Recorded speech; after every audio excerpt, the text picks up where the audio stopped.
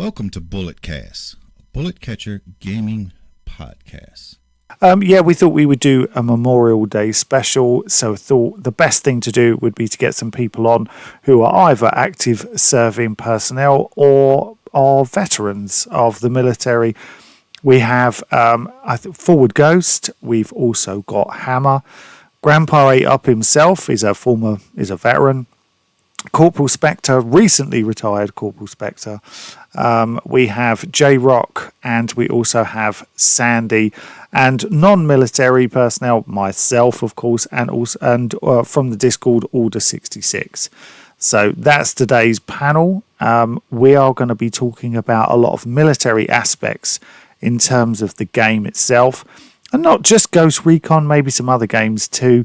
Open discussion. I think I'll start it off. First of all, the number one thing to say here is obviously, happy Memorial Day to everybody. And obviously Memorial Day is massively important. It's much more of an American thing than it is. Obviously, I'm over here in England. Ours is more in kind of November, but, it's so important to make sure that I think any of the allies as such are represented in the correct and decent way.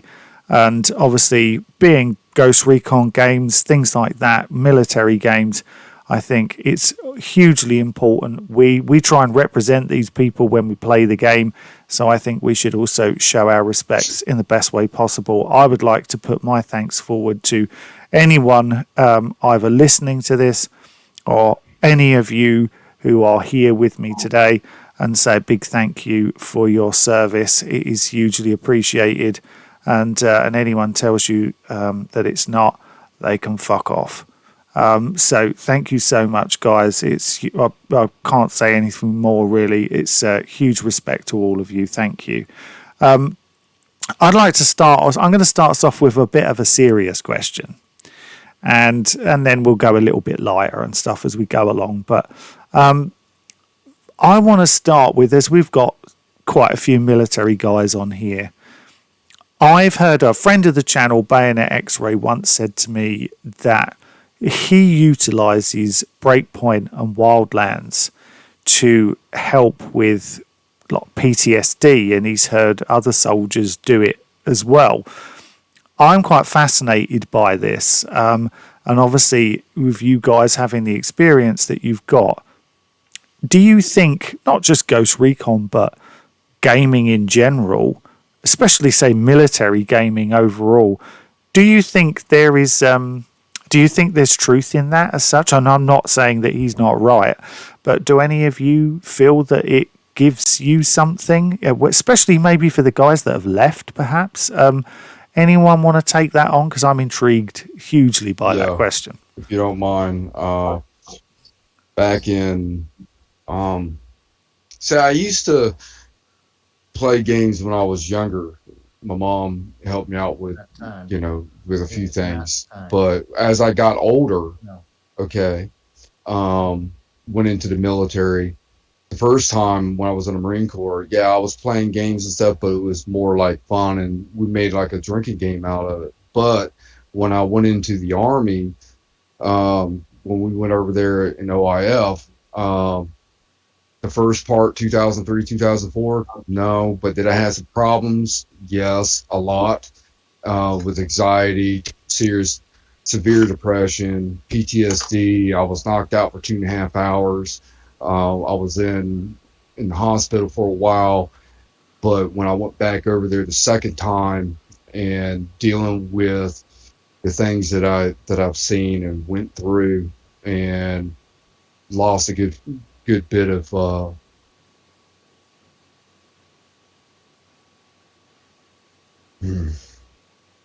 anyways, when I got back home, about around 2007 is when I seriously got involved in the web games.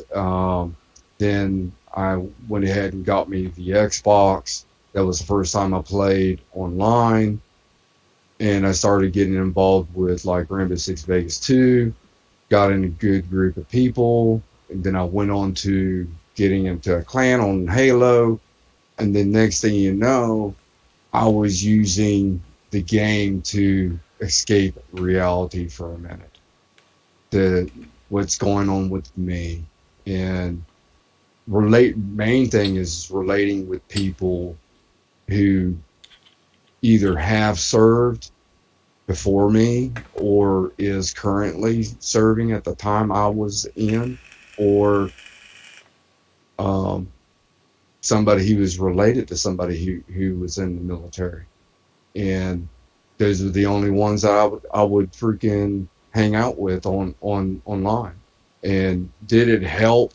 Yes, but also it caused a lot of problems and adversely as well, because you end up finding yourself so immersed into playing all the time, and then you forget that there's life. You know what I mean? You're involved with somebody, and the next thing you know, you're alienating them, and it becomes destructive. But yes, it helped out a great bit. But the main thing wasn't really the game itself. It was really the people who I was connecting with, because it was getting me out there to talk. You know what I mean? And the ones that I was able to talk to and open up to, they know who they are, and they're still on my friends list today. I've been looking for some of my other friends, and I can't find them. I hope they're still living, because those guys was older than me. But if not, I know, you know, it was their time. But either way, I mean, the gaming aspect opened me up to a lot of things. It helped me to open up more. It helped me to uh, control things, or to figure out things, or try to do something different in my life in that respect, because of those group of people that I surrounded myself with. And then when I was away from online gaming, I still did it in the same exact fashion. I still surrounded myself with certain set people, and if they weren't in those certain set people, and I know that I'm going to clash with them, or something that was going to be brought up or said, or something like that, or something that could spark something for me, to where my mindset goes back to feeling the way that I was, that I'm trying not to be, and very fucking hard, and it's a long ass fucking battle. PTSD is a motherfucker. Dealing with anxiety at the same time, and TBI freaking is brain damage. It's swelling of the brain, and that's stuff that I deal with on a daily freaking basis.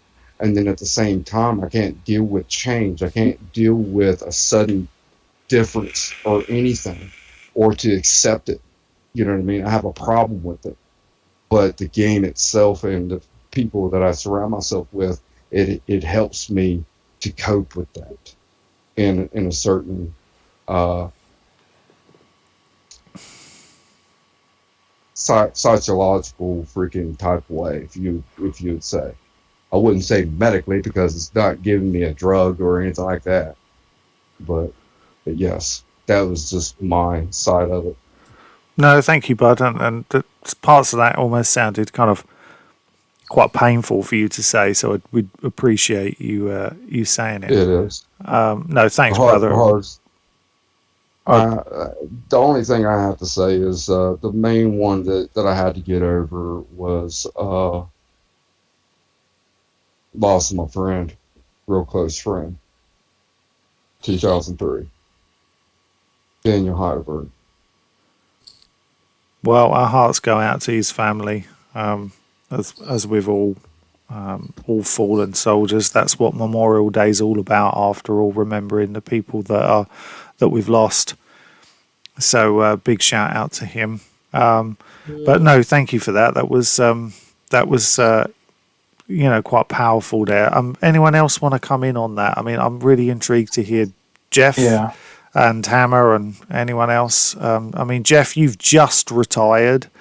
And I know that you played the game obviously plenty before you retired, and now is your perspective changed on how you play? Or is it no different, or is your experiences any different? I always used it a lot more because my career kind of spanned different areas. So I started off in intelligence. Then I went in the infantry, which I know sounds backwards, and it kind of was. And then I went into IT. So, two of my deployments were as an infantry guy. And, once I got reclassed, basically taken out of the infantry and put into the IT world, I, didn't get to have those experiences anymore of, running around shooting and, getting dirty and doing all that stuff, which, don't get me wrong, there's part of me that was over it for sure, but there's still some days you just remember the good stuff, not the days you're getting rained on and it's cold as shit out there and you just hate life. But so yeah, playing the video games kind of lets me remember and experience more of the fun part, and especially without the weather affecting me. I can sit nice and snug in my pajamas playing that game, not out in the freezing snow, certain missions or, environments that the game takes place in. But yeah, I want to also, Iron Mike kind of hit on a important thing too, which, I think the game helps, a lot of, kind of gives you that immersion. And that's a lot of therapy nowadays for post-traumatic stress and all this other stuff is this immersion therapy where you go in and relive the experience over and over and over again. So you kind of get numb to it. So it's kind of, I think video games have a place sort of in that sense, but it's also a double-edged sword that, video games are made to be, as even admitted by the developers, they're kind of made to feed on addiction a little bit. So, it's kind of another aspect to kind of worry about, I guess. But I just thought that was kind of a good point that Iron Mike had brought up. No, totally. Hammer? Yeah, I definitely have to concur with what these guys have said. It's also one of those things of it's been a great way to stay in touch with guys that have changed bases and stuff throughout my career. What I have enjoyed is there'll be times we'll just be playing to play to have fun, and at the same time we're just having a conversation, and without even having to say anything, we're doing everything in the game that we need to. We don't have to give each other direction or say what we want done.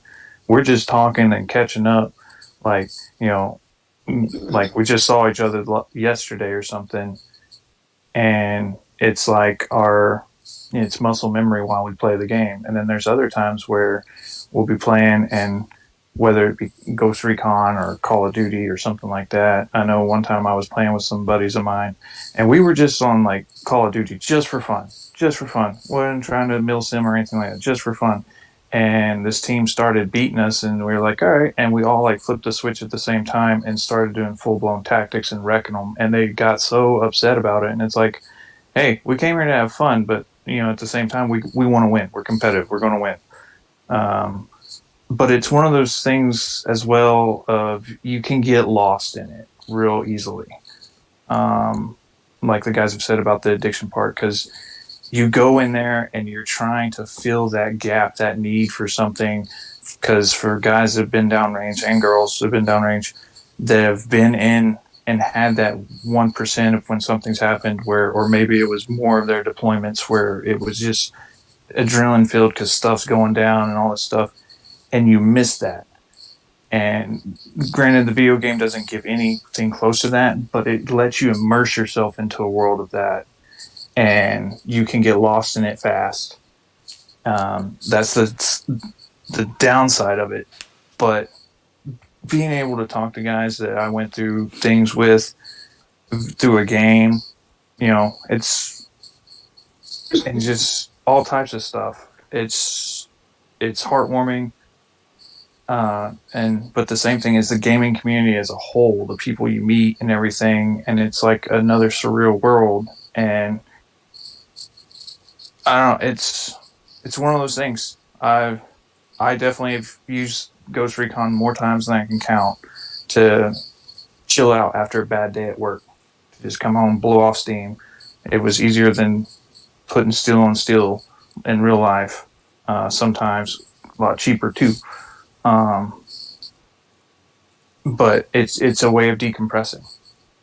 You let me play Ghost Recon for an hour or two after a stressful day, and I'm all good.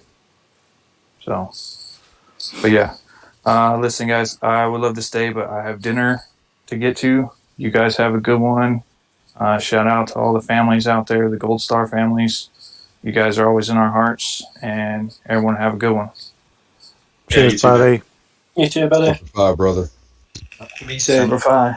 Yep. Later, guys. Yeah, to hit off of what he said about beating and connecting with people. I have a bit of a story with Wildlands, and I never play matchmaking ever.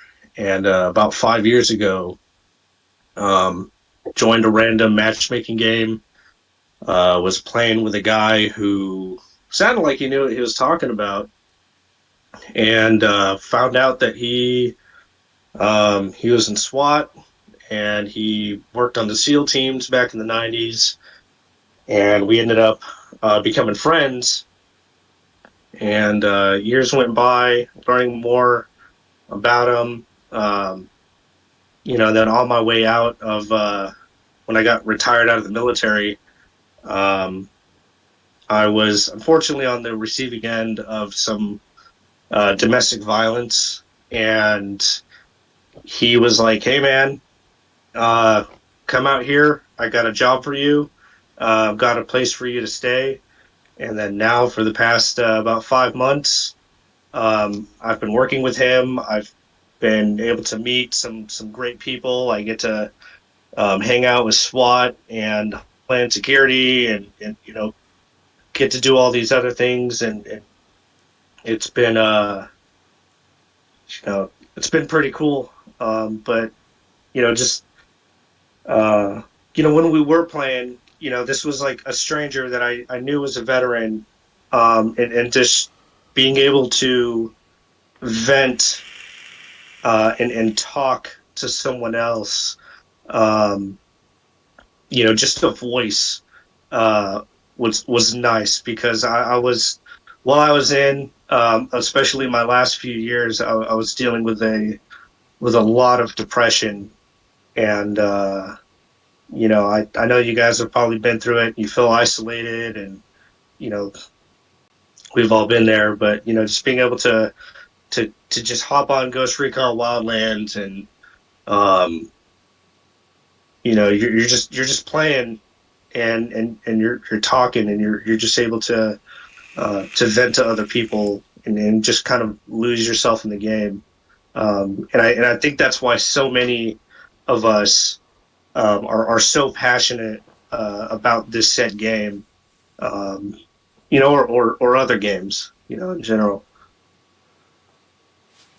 No, thank you, buddy. I appreciate you sharing that. Anyone else want to come in on that one?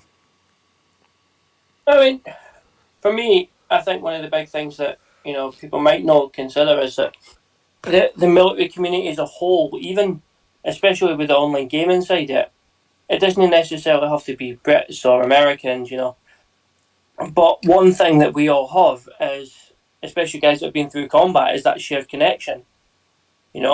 Guys that have been through combat know what it's like to be under fire, to feel that stress, that adrenaline. And I think a lot of guys still now struggle coming back to civilian life, and discussing that with civilians that didn't understand or have never been through that type of situation. Having being able to turn around and talk to guys that have been through similar stuff makes things easier because you've got somebody that can relate to you. Whereas speaking to most civilians, they don't really understand. They think they know what our job is, and they think they're doing the right thing. But a lot of the time, what they end up doing is asking the wrong questions, and quite often pissing a lot of veterans off, because a lot of younger people now think that all war's just like Call of Duty is, and it's no. But in that they say it's 90% boredom, 10% action. But when that 10% action kicks in, it stays with you for life. No, as you make a really great point there, and funnily enough, you touched actually forward go stand yourself have touched on two further questions in what you would both just said. So I will get on to those. I just wondered if maybe Grandpa wanted to just say anything. I know J Rock is currently in a formation right now at work, so he's hopping in and out. And but Grandpa, what about you? What did you think about this? You served? Does gaming help you, or did you ever find at the time when you came out it helped you, or does it help you now? What do you think? Well, see, with me probably being the long, Mike probably, what you came out in the 2000s, right, Mike? Iron Mike.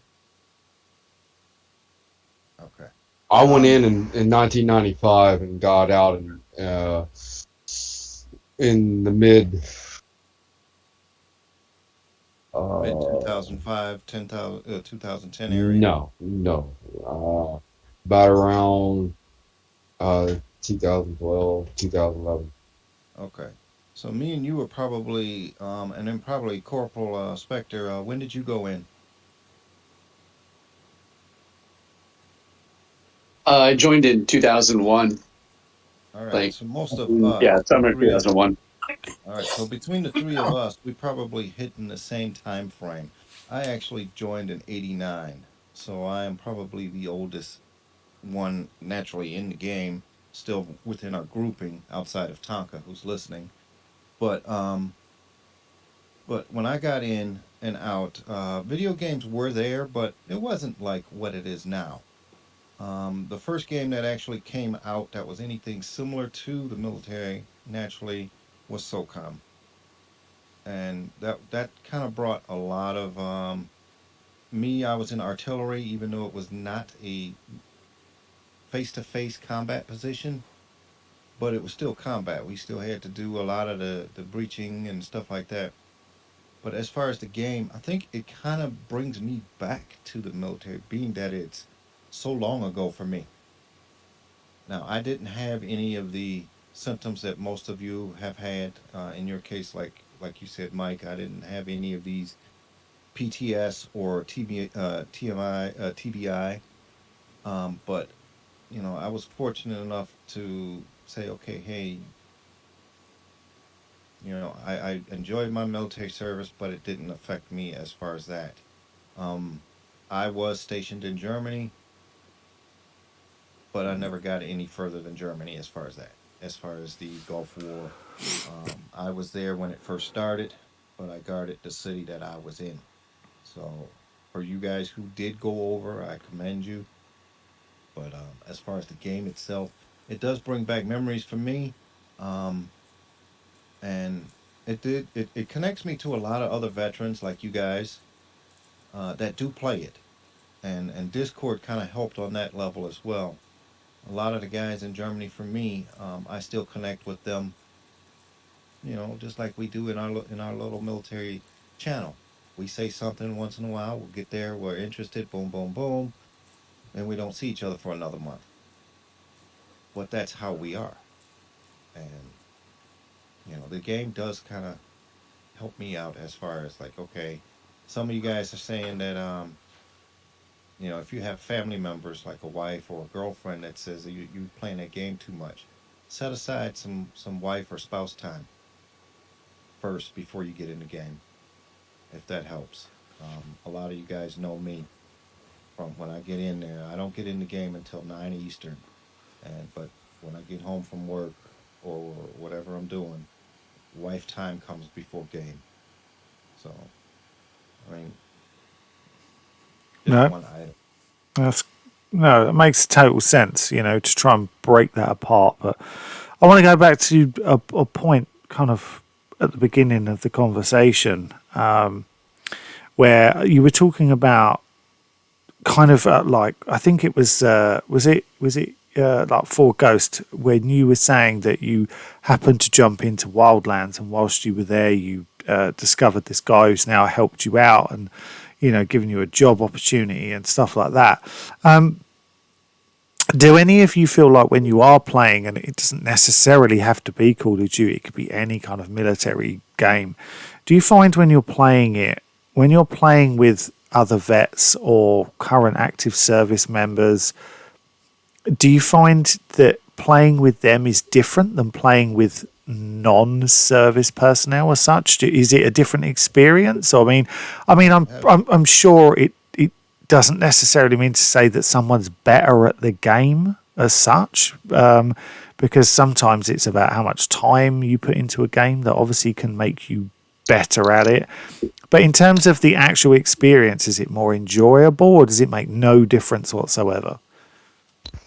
I would say Um, playing with vets or active duty personnel that are in that position, it makes it a whole different game. I mean, one, you know the Yeah, definitely. communication, you know the slang terminology. Someone will say tango right, everybody knows. Okay, you look to the right. If somebody says got your six, a civilian may not know what that means. So certain terminology can be automatically said. I mean, it's just like when we talk to each other, we already have the military code of language. In which case is to me it's like another spoken language, but the civilians have no idea what you're talking about. You could be saying, you know, especially with especially with military abbreviations. getting to that. If anyone has seen the movie Renaissance Man with I've seen Danny it once, and DeVito, I was watching it with my uncle because he served in the military, and I was well, just I just hang out with him one day. there's a part in the very beginning of that movie when Danny DeVito gets on the base and he says, "Where is the we'll just say the shop hat?" Then the MP tells him, "Go down the street here, turn right. When you get to the BRC, you make a left. When you get to the CPD, then you make a right." And then he's steadily writing it down, and he's saying, "Can I buy a vowel?" So in military terms, everything is an acronym. So we all know that, and acronyms come, and it's easy for us. And if anybody want to add to that, I I was think just saying, gameplay is a whole lot different when you're playing with no vets. for me, it's well, been a mixed bag. It's like before I shipped out, and even after I shipped out from camp, me and my recruit would always play like Warzone together on a Saturday night. And you think that because this guy's a combat engineer, active duty, you think that he'd be like running exactly what he used in game or as close as he could to it, not just using weapons that like everyone else uses in games, just be like ways that they don't really using it. Yeah, it's have like the brief thing of like, hey, there's a tango like 300 meters to our like northwest or some shit like that, or top of the building, top of like yellow building, with sniper. But like the whole like, oh, we have to since I'm a veteran or active duty, I have to use the exact same thing I use or use currently is like the thing that like I used to try to tend to play like somewhat accurately. There's times when I don't, but I just find it more fun at times. But yeah, I guess that's my input on it. No, cool. I think Mike was just going to jump in there as well. well, back in 2010 when the earthquake hit, I was involved with a group of boys that I was telling you guys about that I was playing with in Rainbow Six Vegas 2. Okay, we had a group that we formerly called RSF, Redneck Special Forces. We had Army, we had Navy, we had Air Force, we had Marines. we had more Marines than we had any of the others. Well, when they found out that I was getting deployed, it was worried whether or not I was going back across the water because they already knew what the hell happened to me when I was over there the other 3 times. You know what I mean? I said, "Oh no, no, I'm doing a humanitarian. I just don't know where yet. I just knew it just happened. We're getting ready." And they're like, "Dude, you really need to watch the news, brother." I'm like, "What are you talking about? Something happened down below Florida. It's all over the news. Where you been?" I'm like, "Dude, I've been at work, been freaking drinking, going to bars, then coming here playing the game with you guys. That's all I do. I don't watch nothing about the news and shit." And they started laughing. They're like, "Dude, you're going to Haiti. They had an earthquake." And I was like, "What?" "Yeah, they had an earthquake." "Well, I knew that freaking somewhere over there in Asia somewhere they had a freaking earthquake." Like, yeah, that happened after that. I'm like, "Holy shit, dude." Well, anyways, they stayed in contact with me while I was down there. They stayed in contact with me when I came back. They was with me when I was going down to Texas from Virginia, going on emergency leave because of my dad. It was there every step of it. They had my phone number, everything. You know what I mean? And the thing about it is, when we raised our right hand and swore to that oath, that oath, there's no end date. We all know that. Our contracts do, but not that oath. And especially the ones who served alongside each other. We built that bond.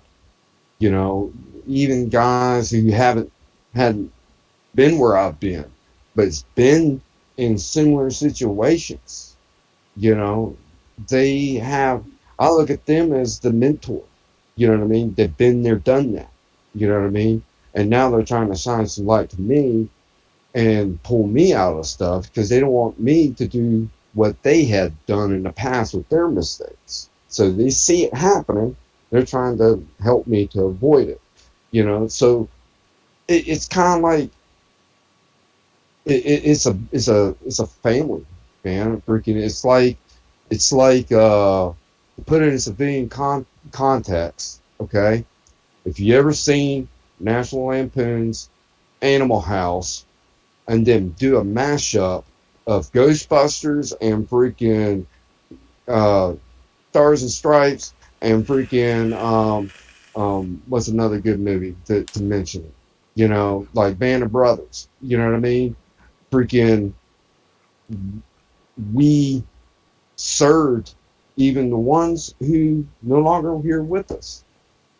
You know, we all served for a greater cause that was bigger than us, bigger than our country.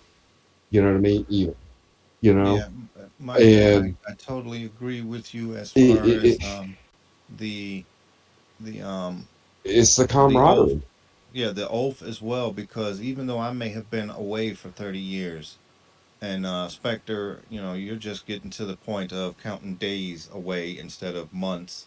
And J Rock, you're still in, and I'm not sure about Once a year Ghost, in.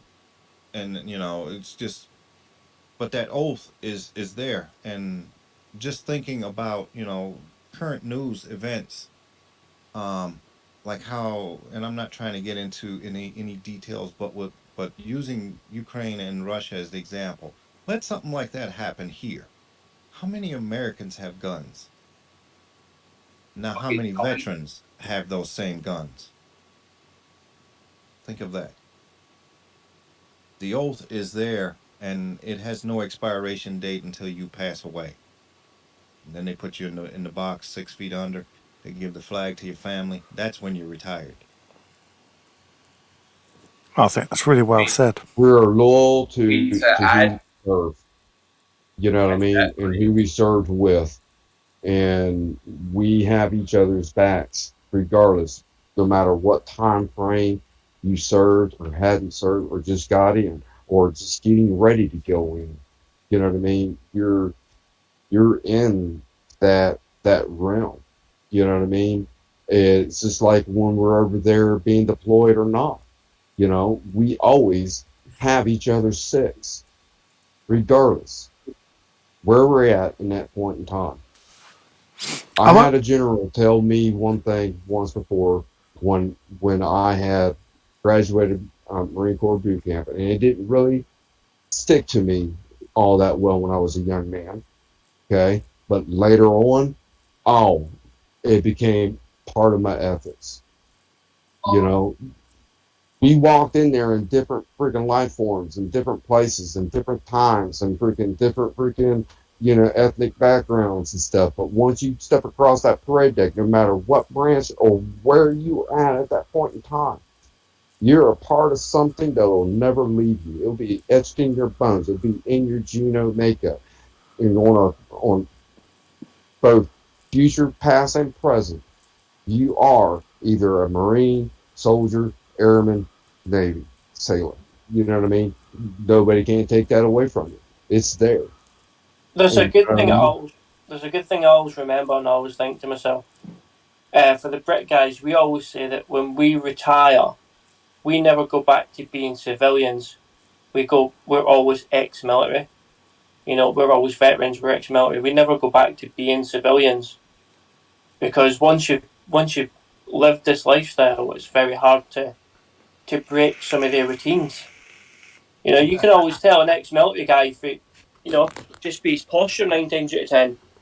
The way they carry themselves. You'll always be able to spot an ex-military guy. No, that's a good not point.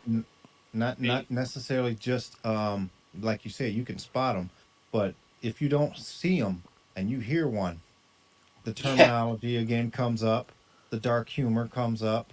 yeah, It doesn't even matter. I mean, you could we all met via Bullet Catchers Gaming YouTube videos. Something about it we liked, we all joined.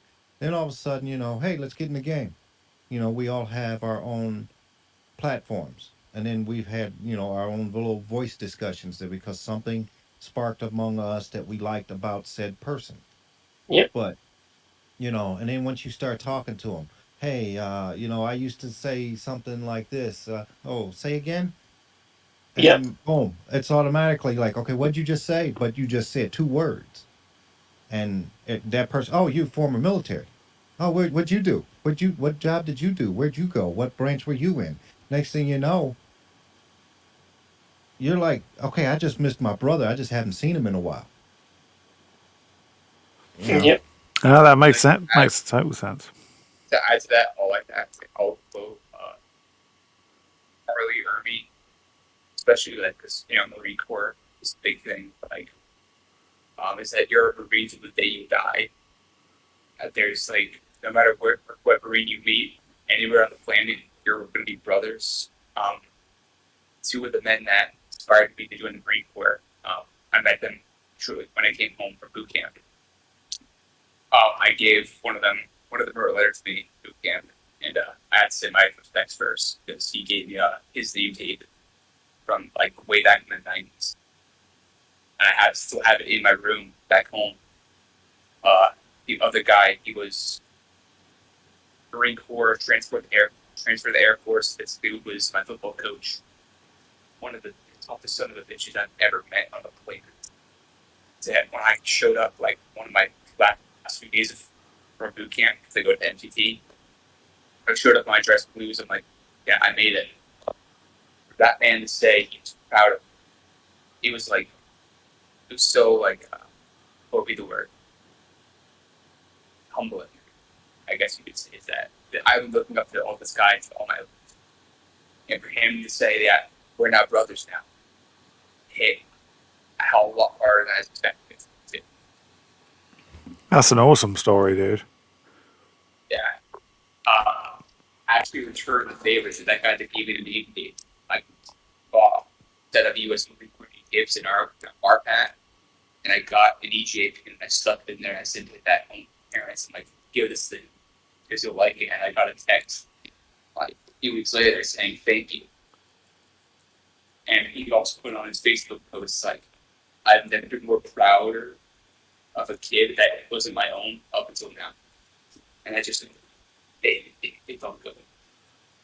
So like, I told him like saying that like you come like when you're out or when you're like on home on if that lifestyle never leaves you. Like I was explaining to my family like all this terminology, and my aunt said your reminds the way you're speaking reminds you of when your dad graduated the academy, all the acronyms and stuff like that. I didn't know it was just second nature to me. This is what we did, this is what we did, and I'm using all the acronyms that I to stop explaining myself like every couple of minutes. Like I public look, except for my grandfather, was in the army. He understood everything, most everything. It's changed, but with that.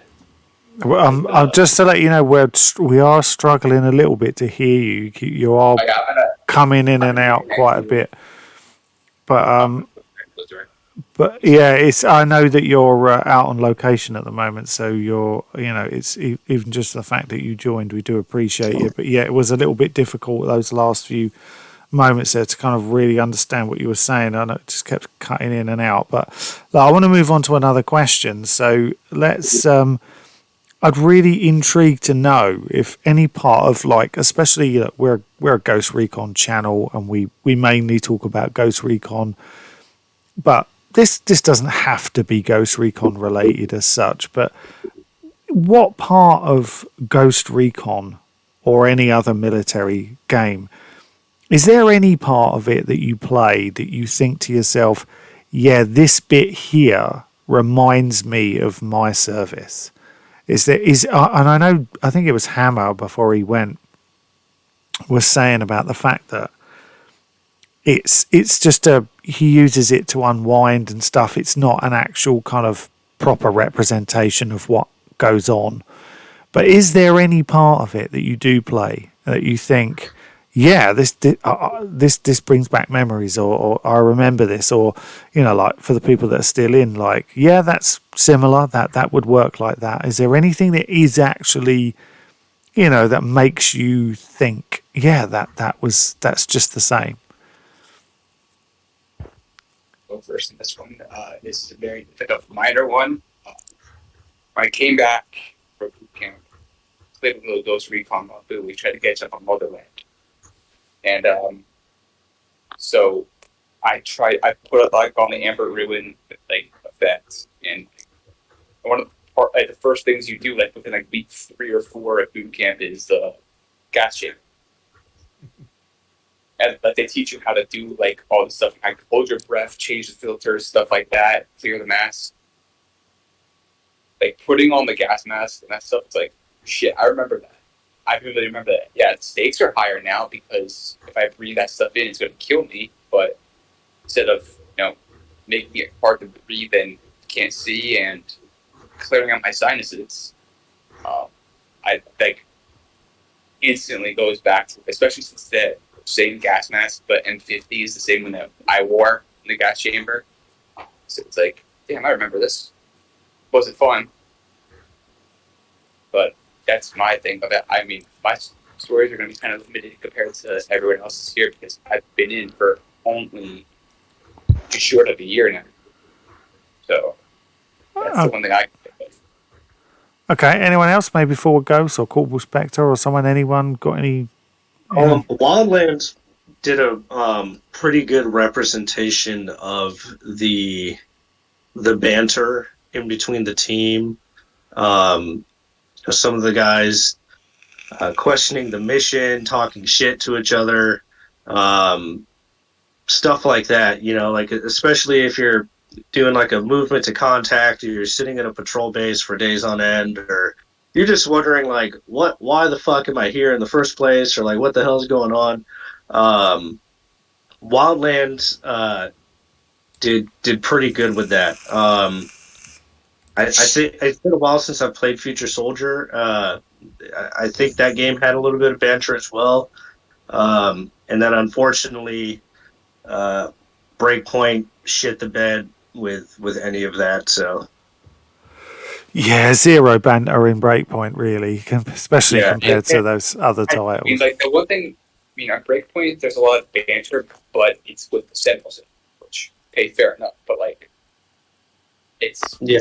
within your core group.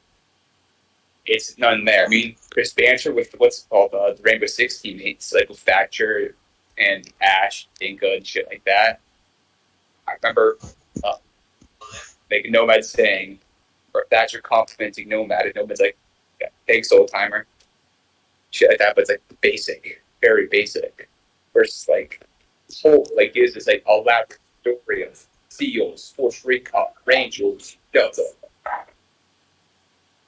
and like funny like that. It's like the banter is like what keeps like the monotony of it down. It's like, oh, we're walking, sucks up, it's hot, it's rainy, and it's like, shitty weather out. It's like, oh, let's crack some joke. We'll make us forget it. No, that makes. And I feel like also Breakpoint tried to capture the like the emotional bond between soldiers in that first mission, and it all felt so dry. Like when I saw my, all my ghosts are on the ground dead and stuff like that, wearing fishnet tank tops and Jinko jeans with balaclavas, like just dead on the floor. I'm just like, I don't care about any of these guys, like, I mean, they kind of captured that with Weaver, though, to be fair. So that moment with Weaver when you get the betrayal for Walker, I think that was the closest they kind of came to that. Yeah, I think that enraged me more than it did upset me, because it was such a meaningless death. It was a total throwaway moment. They threw that away. Yeah. They should have had something like that not happen at the opening scene. It should have happened somewhere in the story after you've had some input with that character. For a lot of people, don't forget, some people who might have played Breakpoint who never played Wildlands, and they're like, who's this guy? Didn't even know who he was. It meant nothing to them. Imagine if they'd done that instead with Midas, or like halfway through. So you spent all that time doing all the missions searching for Midas, only to see him blown away right at the last second. I think that would have felt, that would have hit harder if they'd done it that way. Well, because if you guys remember in Graw 2, that mission, you're on your own after you get hit with that missile from the hind or whatever it was. When Scott Mitchell gets up and you turn around, and then the team that you've had with you the entire time is all there, either dead or unconscious on the floor. I can still remember just, being a teenager and being like horrified, like, oh my gosh, like my entire team is down, and like now you have to fight out of this, the situation that you're in. Like that they completely missed the mark on that game. You know what? I think they tried with Breakpoint. They tried to, in my eyes, they tried to simulate that moment in Modern Warfare where Ghost gets killed. Yeah, I was just going to bring that shit too. I was just going to bring that one up. Because that for a lot of gamers is still hits hard, because it's such a betrayal halfway through. Do you know what I mean? You work with Shepard all that time, and then just when you think you've got it, he betrays you. Yeah. That hits so much harder. I mean, I also give this an example. It's like Reach. It's like the last one standing. Or I'll give another example, like popular media, Star Wars, Domino Squad. It's ironic considering their names that one by one, as the show goes on, the Clone Wars, every person in that squad gets killed off, like one by Dom. And it was like Reach, like you felt that like this was a tight knit team, and they all go out one by one. You feel the emotion, and it's like, all right, I feel bad when George dies. That it's like, what? I'm not even a mission later. Cat died. That what? Carter left. Then, who's the other guy? I'm trying to think of his name. Weaver, or wait, where we left off at? Like Halo Reach was his team. Carter and then Neil. Yeah, he dies. Then it's what? Objective updated, survive. Yeah, and like that's a very like could think of building a team. And another one I'll point out with COD is Soap's death. Yeah. That was a very or Host. tight knit bond between Bryce and Soap. And that with like in that scene, it's like looking back on it. I was just a kid when I was playing Modern Warfare 2, 3. I didn't play any other ones prior to that. But going back and replaying them and then watching that scene over, it's like haunting how vivid like Bryce's react. Even Roach as well, because Roach wasn't in the first game, but he'd been such a significant character in the second game. I think when you make a character that's likable and you engage with that character, and then you write a good story where that person is then killed especially in the way they were killed. Roach and Ghost were killed in Modern Warfare 2. It does stay with you. It really does. And this is the thing I don't understand about some, not all, but some video game stories. That there's too many throwaway moments where they think, oh, if we make a character die here, everyone's going to remember it and it's going to be this big thing. It's like, no, you're missing it because you haven't written enough about that character. We haven't engaged with them. I mean, when we talk about the death at the beginning of Breakpoint, it wasn't impactful because we didn't like the character. We did like the character. It wasn't impactful because it was just, he was on screen for seconds before he died. And it's like, no, it would have been impactful had you been playing along with him for half of the game. And then the betrayal would come along. It might have then felt more impactful, but having the betrayal and that all happened right at the beginning, straight away, it was just bad storytelling, basically. I want to add on. No, go ahead, Gerard. I think we should call it like fail with that betrayal scene is that they revealed who the villain was going to be. They John Bernthal's going to be the villain first trailer. All right. I would have done if I was Ubisoft was kept the villain's main villain's identity a secret all the way up to the point of release. Because remember, we're just introduced to walkers with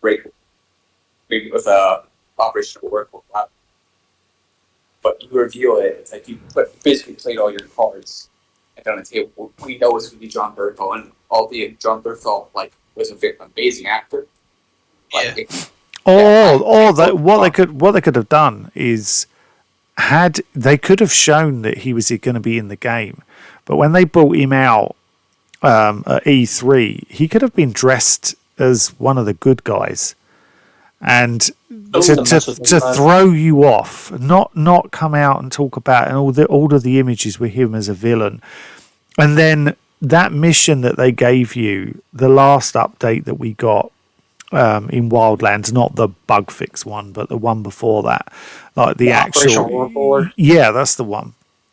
So rather than do that, they would have been better off starting Breakpoint before Breakpoint had begun. So when you start the game, you could have been playing something alongside him, and he could have been on the helicopter with you. When you went in, even though he was already the bad guy, it was some part of the setup. It would have made the betrayal. Yeah, but Hill just wasn't important enough. Like, you should have made Walker that character, if anything. It would have made it way more impactful. You make a really good point around it. Is that because Walker was already on the island before the ghost of the cave? It's like, oh, Lieutenant Colonel Walker's already on the island. He's waiting for you guys to debrief you. You guys get shot down, and you're like, oh, okay, who's attacking?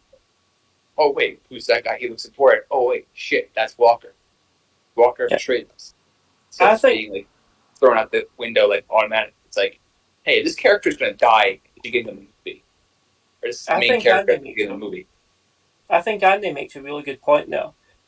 What would have made things a lot more interesting, as Andy said, is if before you go into the main storyline at Breakpoint, if they had a wee mini set, a mini storyline where you actually played as Walker, you played with Nomad, or you actually played as Walker, a couple of missions, just set missions in different places, where you got to build that camaraderie between, and hear the conversations between Nomad and stuff like that, and have them work, with your Ghosts and Hill and all these other people. It would have made all the characters later on in Breakpoint more important. Do you know if you It's a bit like played it's a bit like anything. If you, whether it's a game, a movie, a TV series, doesn't matter what it is. If you have a relationship there that's already exists, and then someone turns, you have the impact is so much bigger than when we've probably all seen movies where it starts where there's a villain already, and then they go into the backstory that the good guy and the villain used to be friends. Yeah. It's never as impactful as if you saw them as friends first, and then there was a betrayal. It feels a lot deeper and more hurtful, and almost the revenge feels a lot more intense. The rivalry feels more intense. I mean, kind of in a way, a bit like, if I'm remembering this correctly, because it was a few years ago, but a bit like the kind of the Punisher, didn't they? Those two were friends, weren't they? In the they were Punisher. like Punisher and Billy Russo. Yeah. thank you. Yeah, Ben Barnes' character. Yeah, Amazing actor. Not gonna lie. Amazing actor. Like, I did not see that shit coming. Like, the moment they revealed, oh, hey, he's not on Frank's side anymore. Like, he was the one that pulled the trigger. Then No, I don't think I think they said in like that scene he didn't know what was going to happen to Maria and the kids. no, He that's just right. knew that to get the fuck out of there. And it's like, you can also tell at that times was entirely the bad guy. I mean, think about it. He clipped the zip cuffs just enough to the point where Frank could break them and just stab the fuck out of Agent Orange. But at the same time, they have that fight later on where he kind of beats Frank's hand and just beats the shit out of him. but can you imagine? Can you imagine if they'd done that, where you never saw any of that relationship, and that when the series begun, he was already the enemy? It wouldn't have had the same impact. It just wouldn't. You know what you can use for that, Andy? In that instance, what you can use is Expendables 3. So Expendables 3 is what you're talking about. So you never see that backstory between him, between Stallone and Mel Gibson. But you know, it's just told that he was an expendable. This is true. Yeah, they didn't even do a flashback or anything. Can I add to that? Like Punisher, all these examples, Spider-Man, Far From Home is that. Like, if you're an avid comic book reader, Billy Russo, Mysterio, yeah, you're gonna know that those guys eventually go like that. I didn't know much about the Punisher other than kills people at the moment, and he was a Marine. Those were the two things I knew. And it's like, oh shit, Billy Russo's a bad guy versus someone who knows the comic books and shit like that. They're going to know, oh, that's Billy Russo. He's somehow going to betray Frank Castle. I feel back onto the that question. I think it's the games capturing the camaraderie and the care between the soldiers. You know, you got like Battlefield Bad Company, Battlefield, I think it was 3 with the Marines, 3 and 4, and then like Call of Duty. You know, it's like you got these kind of games. There's really no excuse to the writing for to not have a game, or for Ghost Recon to show that level of character or care, be between the team or the platoon or the squad. Well, that was going to be my next question. I was actually going to say which military games get it right. Whether it's 20 years old or 2 years old, are there games out there that you think, they may not be perfect, and no game I'm sure is going to get everything right? I'd say that's an impossibility. But what games are out there that you think, they did do a decent job of capturing that essence of combat? I'm gonna say something. Okay. The original Modern Warfare series, the Battlefields 5 and 2042. I want to say Ghost Recon because it's a different type of combat. You can choose how you want to go into it. The special forces versus like uh, Battlefield or shit like that, where you're like conventional infantry. And you have to like, oh, this is what the situation we're in right now, so this is how we're going to deal with it. Fair enough. Sorry, Mike was just trying to say something as well. Go on, Mike. What was you saying?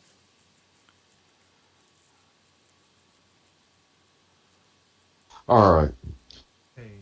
Tom Clancy put out a rendition of the game that started all this stuff that you're all talking about. Okay. Rainbow Six Vegas. They end up going through everything. Bishop was training a protege. Okay. And teaching him the ways and stuff, and they built a bond. The team built a bond around him, and then all of a sudden, and I think it was like mission 8 or something like that. You're going in to get this person or this bomb. Well, it ended up being a bomb in there, and it shut off the team, to include Bishop, away from that protege guy. I can't remember what his name is. Okay. They thought that he was killed. They didn't know that he was captured. Okay, that she captured him and twisted his mind and mind screwed him. I'm trying to say it politely. And military wise, I'll go ahead and say it. Mine F. But anyways, fucked. Anyways, they put out Rainbow Six Vegas 2, right? Bishop is back with his guys, and he's got a new guy, and he's training him and everything, and they're chasing this enemy who's trying to terrorize the world, terrorize the states, and all this kind of stuff, bring in freaking biological chemicals, and part of it. They end up killing freaking hostages, and they couldn't, disarm the bomb, and it killed everybody in there. Seeing the team react to that, and they're sitting there freaking beating on that door and cussing, whatever the case may be. You know what I mean? They did real well with it, and it was a Ubisoft game, mind you, under the strict freaking supervisory of freaking Tom Clancy, the late Tom Clancy. Okay. What ended up happening was the person who they was chasing and the person who was his boss, they were brothers. And it ended up being that old operator who was captured and, quote unquote, they thought was killed in action or missing in action, but they never found the body or anything like that. They've always wondered, and they was always talking about it even throughout that. And no one, before that even happened, they had an operator that was something similar to freaking Sam Fisher, believe it or not. He was always by himself. They came in on a helicopter, and then freaking it was working with him, and he was trying to assist them and everything, right? And he ended up turning I just wanted to make. I'm sitting at the last bit. He turned, and now they're hunting him. And they get sidetracked, so they thought that was the main guy, and it wasn't.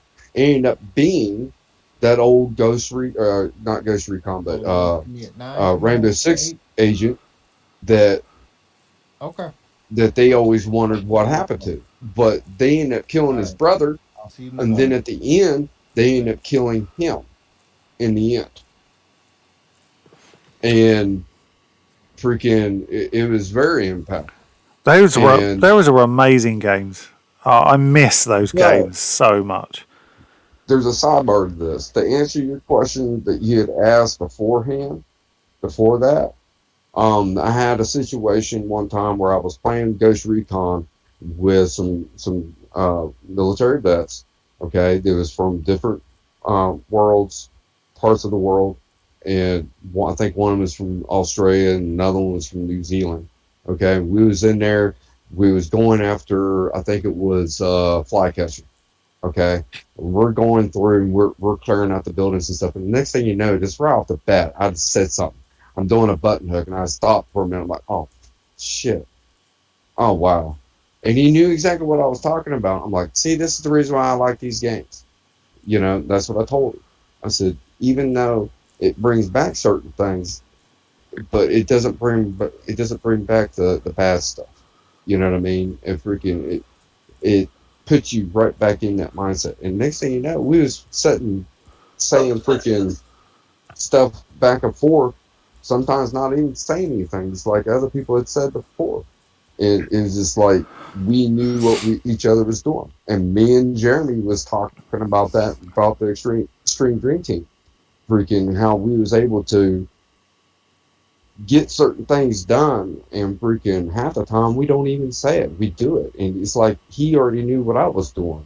And then he ended up leaving the Xbox group, going to Tuesdays and Wednesdays and Sundays, and he found somebody that kind of reminded him of me, and adversely. So he always knew that he always had like a one thumb. You know, it's a connection.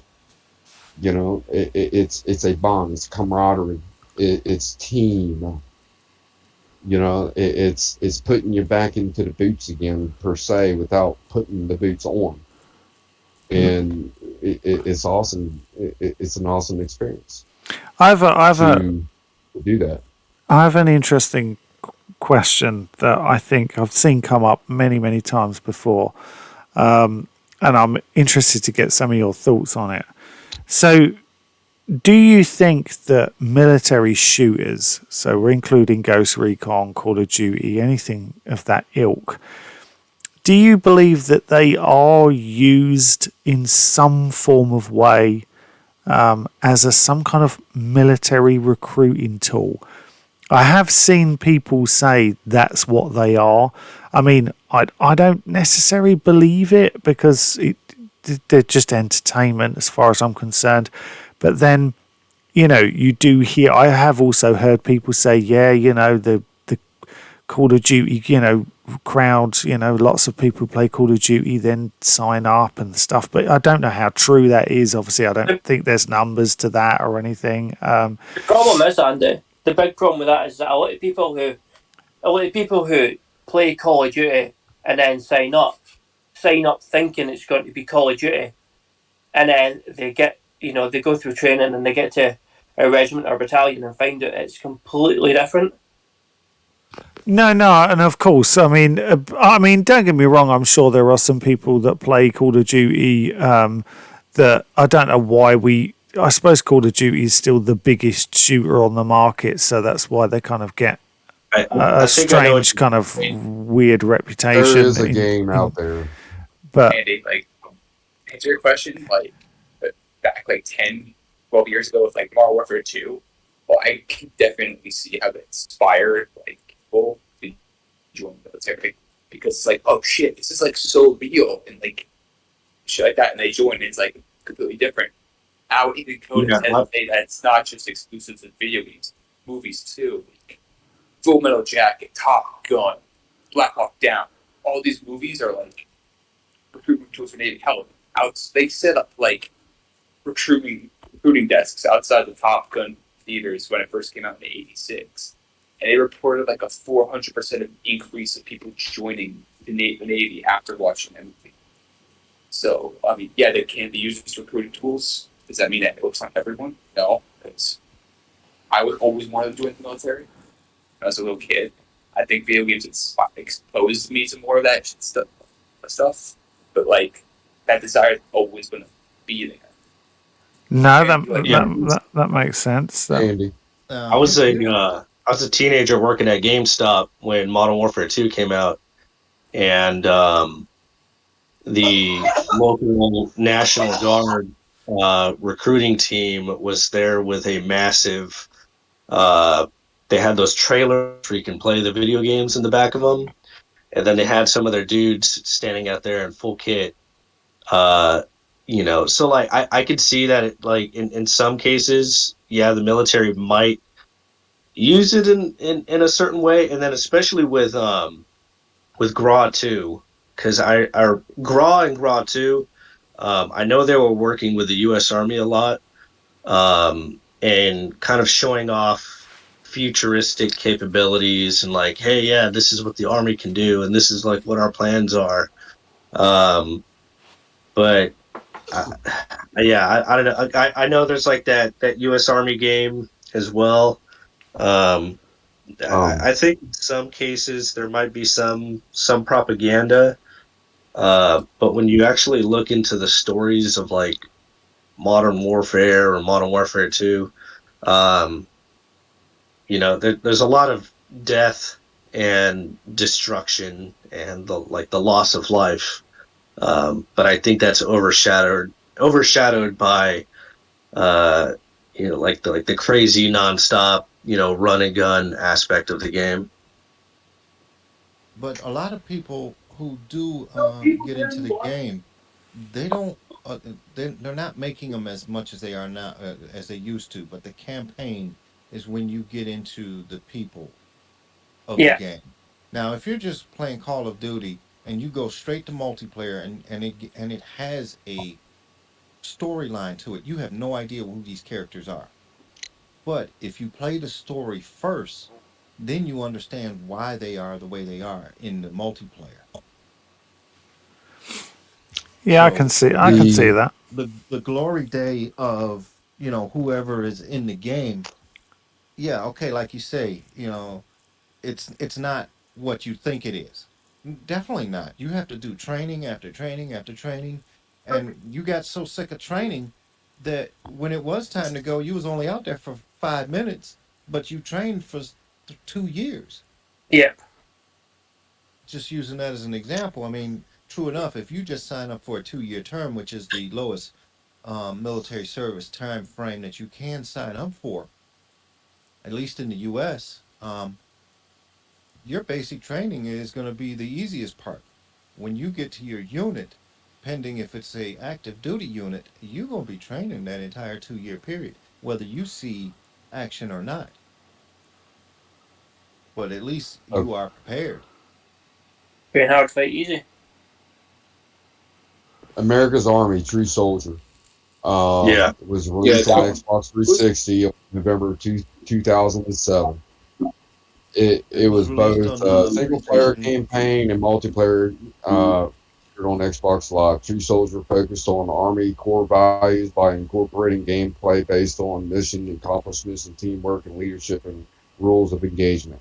And as you had beat the game at the end of it, okay, it had a recruitment number, 1-800 hotline, whatever, for United States Army recruiter, believe it or not. And then it was shut down in 2017. Wow. they I actually released had the another one. number. It's Yeah, just They like released the like Navy. similar to that, even but they at the shut beginning down. of the game, it still did it. It's You still it's had just to do like it. the SOCOM game. When it first came on, it gave you a website, navyseals.com / something. When it first came on, and every time you turned on your PlayStation 2, that's what you saw first. So before you No, could that's even get in the Yeah, interesting. game, it showed you the website to go to. yep. It Jeff, didn't say Je- navyseals.com Same way with colon Desert Navy Storm. SEALs. yeah, Yeah. that's Same way with Desert Storm. we still got you, So, Jeff. I can't hear him. I'm not sure if we've lost Jeff. but I mean, here's a question that I got. Now I know most of us before we start losing time on this, outside of the military that we have survived, how many friends did you actually lose? Now don't give any names if you so choose, but have you lost any real friends from this military time frame that you were in? I think I'm lucky enough to say that I haven't lost. I mean, I've obviously, like Mace, I've lost people, but I don't. I can honestly say I don't think I've lost any close friends yet. But there's we had people lost on tour, obviously, and you know sometimes you have accidents back at base. But yeah, I think I'm quite lucky to say so far I haven't lost anybody close to me. Like I haven't lost anyone. I've been in a position to lose anyone. Um, I do say, I was like every time I look on like Instagram, and I'll use the example because Memorial Day is coming up. The 13 people that were killed in the pool, like um, like 11 of which being Marines. Um, like I saw that, I'm like, damn, that's sad. Like it's a month before I leave boot camp, and it was more of an effect on the parents too because I was hearing them watch the videos about it every night before I went to bed, and they're telling each other, "Stop looking at someone making it worse." When I was just on MCT, I heard about a vehicle roll right outside the main gate, and it killed like 2 or 3 Marines, and that was like heartbreaking because they were the same age as me. I was about to be the same age as them. Like, damn, they were my age and they're gone. I haven't lost anyone like close, like my best friend for boot camp. I haven't lost him because he's already in his unit over Hawaii. Like, even though I don't know them, it hurts to hear, hey, this Marine died. So I guess that's my last about 2.5 years in were pretty rough. We had a pretty significant suicide of a fellow staff sergeant who was a great guy, and then my brigade, we had those green on blues that happened a couple years ago, and then right before I got out, I lost one of my soldiers. You guys can probably Google it. It was a female paratrooper that was killed, and she died on a jump, and like that happening while I was clearing out of the military was like a big sucker punch to the stomach, and yeah, like I don't know, it was just bad. No, I've had none of I've those. had I had 2 incidents that hit me the hardest. Um, I was stationed in Germany, and a friend of mine asked me. He says, "Hey, you want to go hang out tonight? You know, it's a Saturday night." I'm like, "Nah, man, I don't have any money. I can't hang out with you tonight." Well, next morning, CO comes in. Now here it is, Saturday/Sunday night, Monday, Sunday/Sunday morning. He comes up and says to everybody, he says, "Everybody up in the whatever room it might have been. I can't remember it. It's been over 30 years, so." But everybody up in the room. So everybody goes up there. We're half. He says, "Don't worry about putting any uniforms or anything. It's not that necessary." Come to find out, he told us that guy was killed in a car crash last night and going to another city. And I would have been in that car if I had any money. The second one hit me after I got out. Now, a friend of mine was also in Germany with me, and we had kind of spoke about, okay, where you going next? Well, she was going to Fort Riley approximately 1 month before I was going there. So naturally, we connected once we got to Fort Riley, and we still friends. Blah blah blah. Okay, my time gets over. I'm out. I said, okay. Well, she said she was going to do 4 years. Let me call and see how she doing. Maybe she at home. I got her home phone number and everything. I didn't want to bother her while she was doing, military time. So I said, okay, well, let me call. I called her, and her sister answers the phone. She says, well, how do you know her? I said, well, I know her from Germany and Fort Riley, Kansas. And then she says to me, she says, so you don't know? I'm like, don't know what? Her boyfriend killed her last year. So it hit me really hard to know that two people that I knew passed away while I was serving, and it still hurts today. I mean, I mean, that's got to be one of the hardest things to get over, without a shadow of a doubt. I'm sure for any of you that have had, people close to you in the military that have gone. You probably, they're never forgotten, and that's what's so important. It's only a day, it is only a day, and it's. Is it wrong that we only have a day? Probably it should be a month or something, but it's just really difficult one. How there is no right way. I think the main thing to do is to make sure you always keep these people in your hearts and to make sure that they are always remembered. But I just want to double check quickly. Is Jeff? Are you back on? Can we hear you now? Because we'd lost you before. For some reason, Jeff is a bit muted when he's trying to talk. Can we hear you, Jeff? We still can't hear you. I don't know what's going on there, because we could hear you earlier, but I can't hear you now. It's very strange. This is Discord for you. Sometimes it gets weird like this.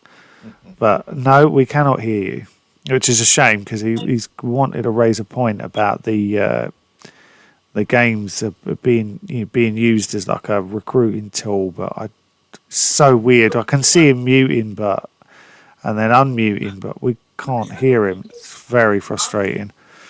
here's another thing that I can think of, and I didn't know the guy personally, but we've all seen. Most of us have seen the movie We Were Soldiers, right? Yep. Yes. Do you remember any particular names from that movie? Jimmy Nakayama, guy that got burnt. How about any other names? Okay. Well, I remember. Name, but Lieutenant that Major Plummer? Okay, but but just no, nothing personally. But here it was. One time, I went to D.C. with my wife, and I said, "Oh, let's go over to the Vietnam Wall." I said, "Okay."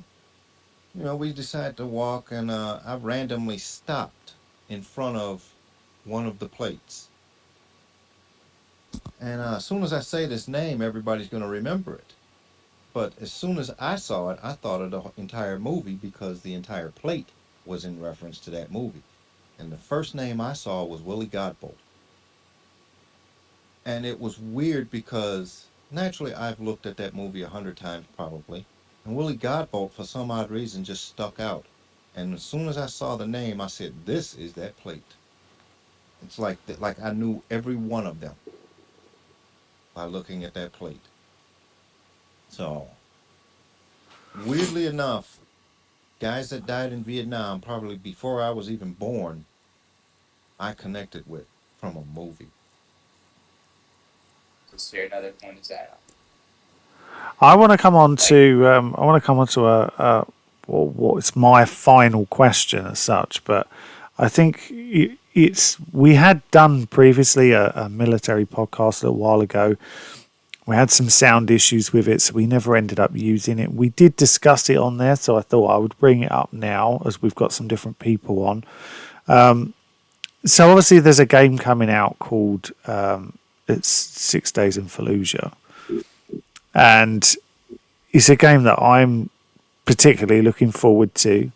And if you listen to the developers, they seem to very much be listening to veterans. They've got veterans coming in to do the motion capture, and they're using their names and things like that. So quite a lot more than you would expect in a military shooter. That game has garnered some hate. I've seen multiple different things online to try and get it stopped coming out. I've seen articles where certain groups have gone directly to Microsoft and directly to Sony to say, do not put this game allow this game on your platform. And I'm not going to say the word because YouTube hates certain words being used in certain contexts. It frustrates me, but it's just a fact of YouTube life. But they said it was a specific type of religion murder simulator. That's what they were calling it. This is what certain people were calling it. What do you think of that? Because this really does intrigue me. Personally, I think it's nonsense. It's a game. Yes, it's a game based on something that's true to life, and they're going for a true to life aspect as far as we can see within the development phase. What do you guys think of it? Murder simulator. If that's a murder simulator, why is Modern Warfare 2019 not a murder simulator? Well, let's even just use the Call of Duty series alone. The very first ones were all Germans, Japanese, and Vietnamese. What about those? That's just the start of the Call of Duty series. No Russian. Just not even that. But that's a more recent thing. Do you more recent? But I'm talking about the very first Call of Duty. Their finest hour was the Russians against Germans, the Americans against Germans. Then I believe the second or the third one, they go over to the South Pacific. Now you're fighting the Japanese. There definitely is a politicization of who you're allowed to shoot in video games. I think that's what I was just about to. It definitely exists. Yeah, that I think it's called like manufactured consent, I believe. Manufactured outrage.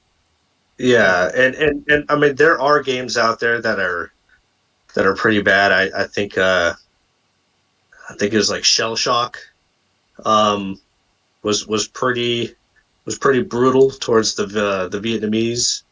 Not to mention like that game had like a lot of drug abuse and racist stuff in it, but it's I don't think like, from what I've read about 6 Days in Fallujah, if it is supposed to be about personal stories about Marines in Iraq, like why not?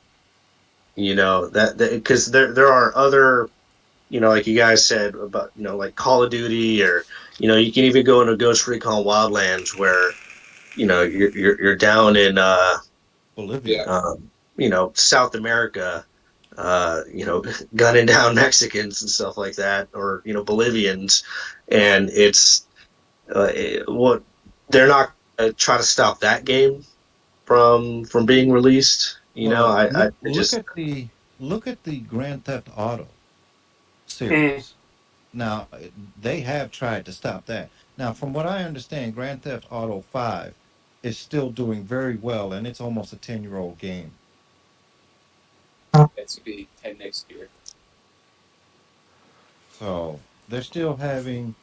I don't know because I don't have the but is there argument for Grand Theft Auto when I was talking about the politicization of this? Is that are they saying that in Grand Theft Auto, everyone's up for grabs for being shot, whereas I think what they're saying in 6 Days in Fallujah is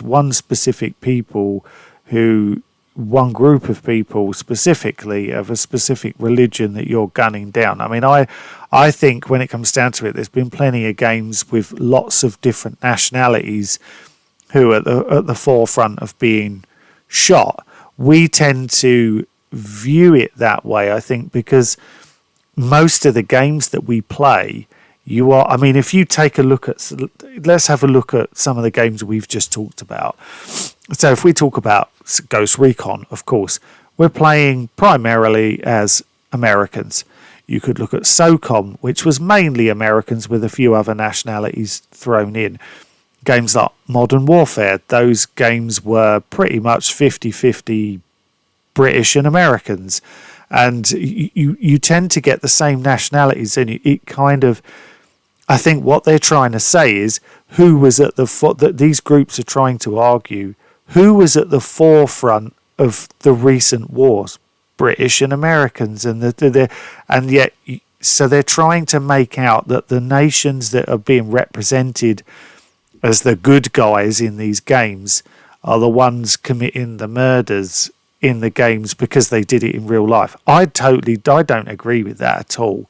But that's what they're trying to say. I think it's because So it's in The Maybe if I problem for may, me, the in problem for me what is in that most of these people that are trying to get these games banned are people who have never served, and the vast majority of them, they think that they think that these games and movies as well, that they try to glorify war, when actually the opposite's true in some aspects. The way I see 6 days, for example, is that it's going to show you with the way it's kind of, I've read it, it's going to show you that kind of a brutality and that confusion of war, where things aren't always black and white. There's a lot of grey area, there's a lot of grey space, there's a lot of split second decisions that you make in the moment that when you go back and look at it in hindsight, are very different. Yeah, so if I can actually bring this into a slightly more modern ideology. So we're examining games that have been made 3 years plus, 5 years plus, sometimes even 10 years. But realistically, the ideology of, well, what is considered by a modern approach extremism behavior. Because trust me, this is a big initiative that the military is trying to do and push. Due to ISIS, due to a few other what would be considered extremist groups that have kind of like pushed in the pressure of persecuting one group based off of something that they feel that they don't deserve or is inherently allowed to them. That's been a recent thing. Like we're talking like Black Lives Matter a couple of years ago type of situation. And I'm not going to take that stream in this direction. I'm just using an example. That's the kind of ideology that's now getting applied to literally everything that even has the temptation of getting influenced in that direction. So when you start looking at the kind of stuff that actually did happen in Fallujah, you start looking at like the borderline war crimes and stuff that, we kind of don't like to talk about, but things that did actually happen because they're products of war, and that's just kind of the way things work in those kind of environments. A lot of people feel, and I'm not saying that I share this belief, I'm just sharing the perspective of it. A lot of people feel that that's not the kind of extremism that they want to expose their kids to, that they want in the regular kind of like free floating entertainment that kids can get exposed to and be a part of. Yes, we can see it as a historical context for some of us who are aware of that time, are aware of that timeline or have the experience to understand the perspective of it. Yeah, we might have a little bit more of a broad opinion about it, but when when you're a parent coming up in this time age where extremism behavior and that kind of persecution, you know, we can even get like super recent with the news events that kind of shit's been happening. Um, it sets a culture that So I have a question in reference to a okay. lot of what you're trying to say. If in the future, for any future games that come up, we know that there's currently a war going on with two countries. yeah. Who's going to make that game? That, That that that's the thing. I think the perspective that a lot of people in the entertainment industry or the ones that are involved in the entertainment industry want to think is that we need to. Oh, this is not a good way to say it. We need to whitewash it. We need to clean it. We need to like dumb it down. Sanitize it. Yeah, sanitize it so that Censor it.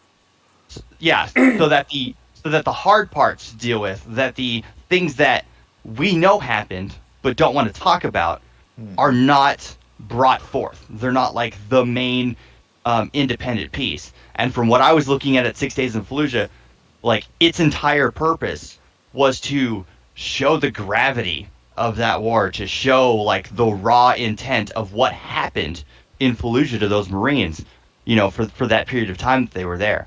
And so when you start wanting to drive not only a narrative element, but an emotional element, like you start bringing in the history and the thoughts that they had to take, the actions that they had to take in order to survive, you start pushing into a realm of, okay, now you're potentially conditioning kids to make these responses, to make these decisions, when realistically in today's culture, I guess, that's not something that we're trying to push our next generation to be able to do. Do I Okay, agree with now that? another Do I? question. I I I mean, if I I may, because I kind of guess want you to talk don't about this. agree, but to live in the current society, is it fair for the inner city kids versus the outer city kids that live in two different worlds by just crossing one street in any given large metro city? I don't think it's fair for anybody. Like what made us, our generation, as strong or as versatile as it is, It's half was truths. was the sheer fact that we grew up in relatively hard times. We grew up in situations where we had to figure it the fuck out, because if we didn't make it as adults. Right. And so you start putting into perspective, like, okay, let's mollycoddle our kids for the rest of their lives and then expect them to be functional adults. That's not how it's going to work. I know. I'm, I'm a father of two kids. I'm currently having to deal with this process every day. Like, I have to I'm deal a with I'm these a issues. I'm a product of an ass whooping every once in a while. It kind of got my ass straight. I mean, Exactly, like, exactly. Like I grew up getting my ass whooped. I grew up fucking, having to go find a branch to, Get my own ass the whooped. yeah, the stuff that people now consider to be child abuse, that considers to be emotional damage to kids, but realistically, you have to have hard consequences to learn right and wrong. Like, kids are not going to understand that intuitively. It's not something that is innate to them. You have to teach it. You have to reinforce it. You have to put it in their brains. And I'm kind of going off on a tangent, but like realistically, that's what's pushing our culture in the direction that it is now, and why the mentality is so safeguarded. It's so like we need to protect everybody's rights, because now everybody feels that they have like an opinion that weighs more than them, that they have a belief system that weighs more than them. And when they realize that somebody disagrees with them, instead of understanding why that person disagrees with them, they would rather take it personally. They would rather take it as, oh, well, if you don't disagree with me, then, or if you disagree with me, then you're persecuting me as an individual. And no, it's not. Just because I don't share your thought process or like share your gender beliefs or any of that doesn't mean that I don't respect you as a person. And Well, here's that's a the good way to tie inherent that back problem. in. Here's a good way to tie that back in, and this comes back to the military. So that's what basic training does. So we take all the different beliefs, all the different individuals, and we go, you're entitled to your right, but at the end of the day, you when you're in this system, at the end of the day, you follow orders, and you get taught to start, accepting other beliefs and other religions, things like that. I think that's one thing that the military does really well still. I, Not I, just, I wish I, I I agree. wish I I could I agree with agree you, with I agree Candyland, with but I actually don't. I agree with what Doc was saying.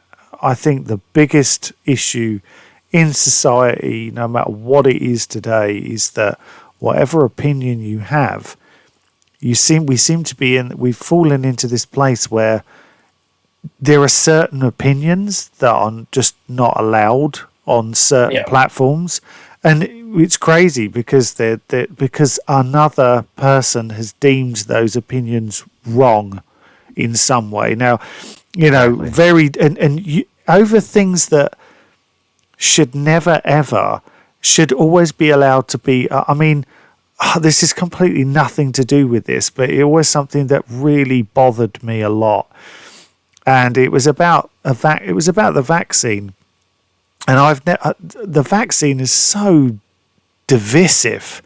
I mean, it was crazy how divisive the vaccine was, but I always remember seeing a story about, it was a women's Facebook group, and I believe it had something about 32,000 women on it. Now, when you join the group, I presume you have to prove that you're a woman. It was a non-men's group, and it was to discuss, I presume, women's health issues. I wasn't a part of the group, so I don't know. I just saw the story. And the health issues they were discussing were issues to do with women's menstrual cycles based on the vaccine. That a lot of women were saying that since they'd had it, they were having a lot of issues with that. And to be fair, I have seen it since brought up. I've seen it mentioned on the news once or twice and things like that, but not a lot.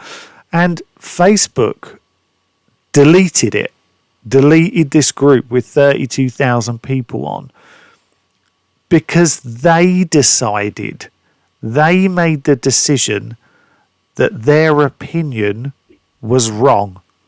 And I've never understood that. It's like, but we're supposed to live in a free, but they weren't saying that they were anti-vaccine. They'd had the vaccine.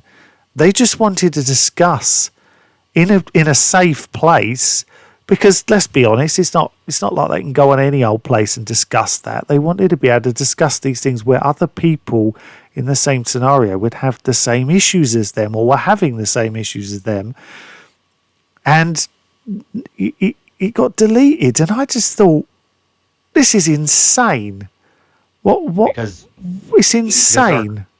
Our culture now is trying to sanitize the way that people think and view the world around them. I'm not going to get into any conspiracy theories or anything like super overreaching here, but we're kind of in that culture now where, everything that you think and say will have some kind of connotation that can be misconstrued from it, because everybody speaks with some form of intention, but the way that it's read now, like the way people view it, is now significantly more important than what you say. And I personally feel like that's just not going to work. Well, because eventually it's going to hit a boiling point. Going back to like 6 days of Fallujah, the whole it's a this religion killing simulator, and I feel like this we're talking about, since it's time for the old white politicians to go back and forth on what's more evil because of what happened the past few weeks, is that I've had this thing, because I've always been against this thing. I'm not going to go too deep into that. So if I play Madden, I'm not a pro athlete. I can play Forza. I'm not a pro race car driver. I didn't realize I could be, but I'm not. So when you apply that same logic to video games, if you play video games, if violent video games are the root of all evil, because we're 20, 30 years into this debate of video games are causing mass shootings. Oh no, guns are causing. No, it's not. You guys are bickering until back and forth every time this happens. The bodies of the victims aren't even cold in the ground yet. It's all fiction. It's not even fiction, because in this case it's based on a real event. Is that if you're going to call this game a Muslim film simulator, I'm sorry, but I'm going to quote this, and you're going to say that I'm a Islamophobe playing this game. So look at my previous two examples. If I can play a video game about sports and not be a pro athlete, and I can play a game about racing and be a race car driver, why the hell am I a mass murderer for playing a video game that has people die?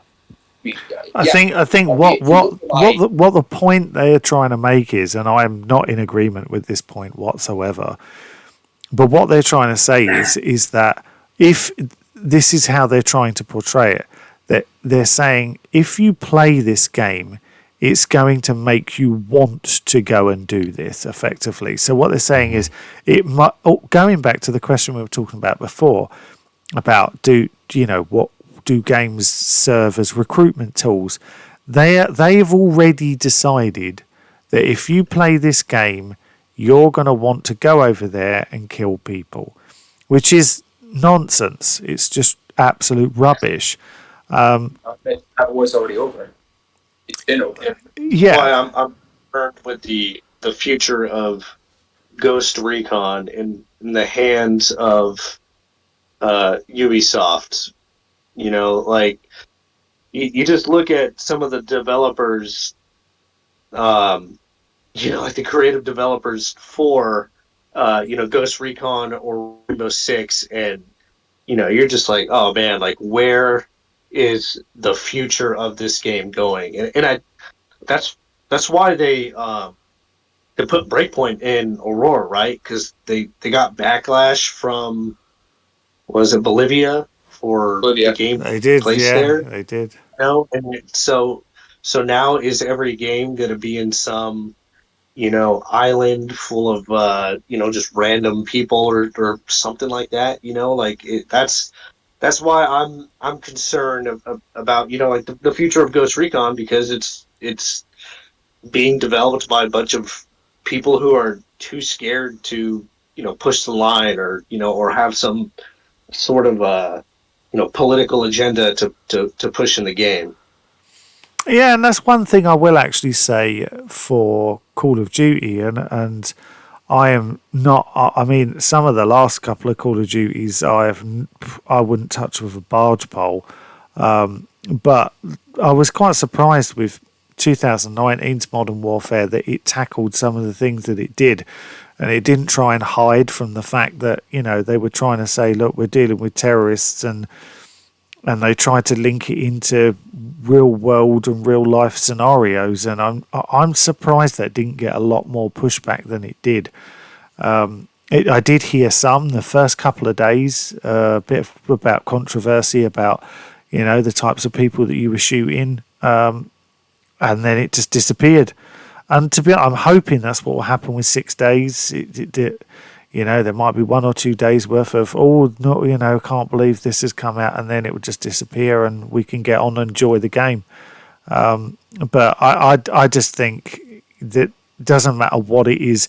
You could take any film you like. You could pretty much take a lot of TV series, and you could turn around and say, this could make this person go and do this. This person could go and do that. It could happen in any scenario. But And that opinion is kind of warranted. So I'll give a few examples of because I wholeheartedly believe that half the stories in 16 in Fallujah are going to be less of, oh yeah, I killed terrorists, hoorah, get some. It's going to be, what have I done? Because I'm going to be honest, as someone who loves the Marine Corps, the Marine Corps committed some war crimes in Fallujah. I'm not going to sugarcoat that. Oh, 100%. If I get in trouble for that from the Marine Corps, that further proves my point saying it. But it's the people there, that shit probably still haunts them 20 years later, almost 20 years later. And like I said, the whole thing of it could become a pro-war thing, even though it's not going to be anti-war. It's some basic facts. So I'll use an example. Full Metal Jacket was designed to be an anti-war movie, and it's become the biggest recruiting tool for the Marine Corps, even almost 40 years later. Fortunate Son was designed to be an anti-war song. It's the same thing with Top Gun. Top Gun just came out this weekend, and we're already talking about it. Now it's going to get, the Air Force is going to get a ton of recruits just because of it. Yeah, that's Navy. But Fortunate Son is an anti-war movie. Right? I mean, not anti-war movie, anti-war song. And every single Vietnam era movie, you will hear Fortunate Son playing at some point. It's become a pro-war song. Trying to think of another one. There's a few, yeah. Freaking, one by Metallica. Yeah, It's an there's a few anti-war songs song. out there. There's a few songs out there that could be anti Trying to this, think of anti another one. that. And that could be just in general because everyone has their own likes and dislikes. But Andy, I think we have to Yeah, call this one. yeah, because we're about to hit the 2 hour mark. So I just want to finish by thanking every single person who's come on. Thank you all for your service, as I said earlier, and anyone who's watching this who has served, thank you so much. Andy, Yeah, um, I'm sorry, I don't want to. What was I gonna say?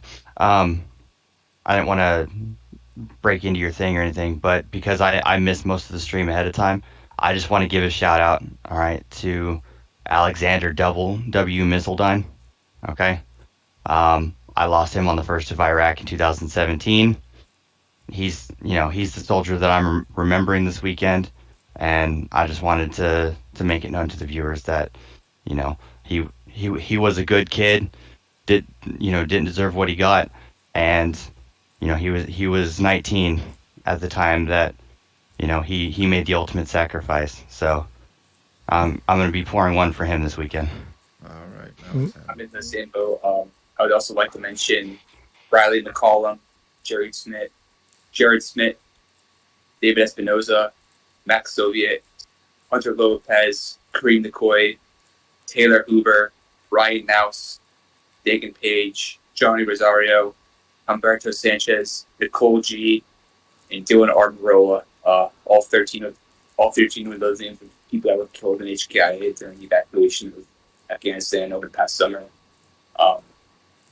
Just remember that it comes as a price, and Memorial Day is. I got into this with my grandma earlier. Is that Memorial Day isn't for us; it's for those who didn't come back home.